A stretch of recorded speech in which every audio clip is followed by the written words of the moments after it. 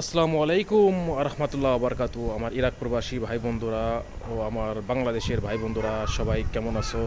সবাইকে জুমা মোবারক। সুখবর সুখবর সুখবর বন্ধুরা, এই মুহূর্তে পাকিস্তানে মিটিং চলতেছে আমেরিকা ও ইরান। প্রিয় বন্ধুরা, ইনশাআল্লাহ দেখা যাক শান্তির বাণী নিয়ে আসবে। আশা করি সবার জন্য ইনশাআল্লাহ, সারা দুনিয়ার জন্য ভালো হবে ইনশাআল্লাহ। এই ইরান আমেরিকার যুদ্ধের কারণে দুনিয়ায় অর্থনৈতিক অবস্থা খুবই ভয়ানক হয়ে গেছে, খুবই সমস্যা হয়ে গেছে। তেল গ্যাস সংকট হয়ে গেছে, সারা পৃথিবীতে সংকট হয়ে গেছে, টাকা পয়সা সব দিক দিয়েই।